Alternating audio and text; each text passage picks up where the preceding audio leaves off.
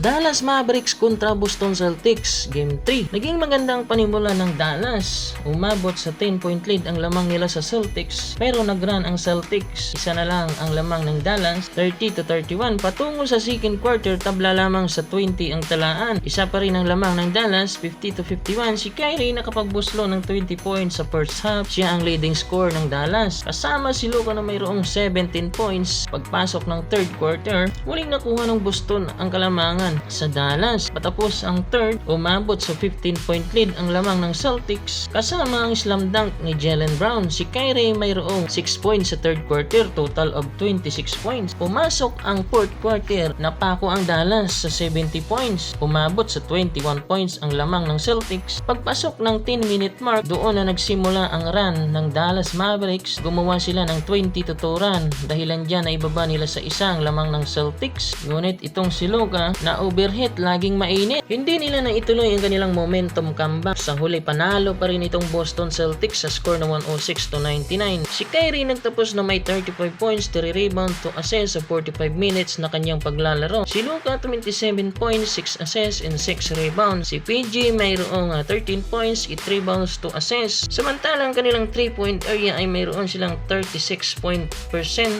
out of 25 lamang silang mga idol. Sa free throw naman ay dalawa ang kanilang na-miss, 87.5%.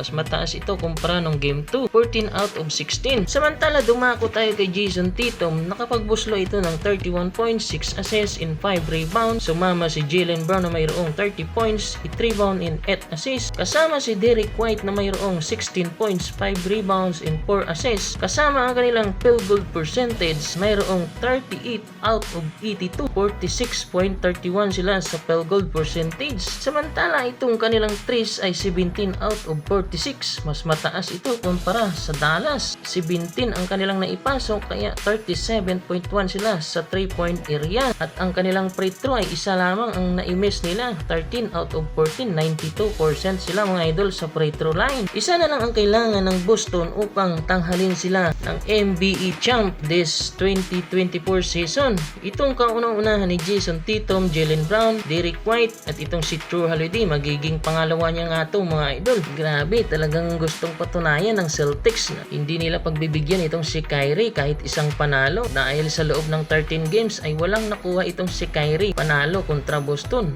Abay, may sumpa yata itong si Kyrie mga idol simula nung tinapakan niya yung logo ng Boston Celtics. Kung iyong nagustuhan ang aking video, maaari ka mag-comment, click like and subscribe. Shoutout nga pala kay Melvin Muanya. Shoutout sa iyo, Kois Melvin.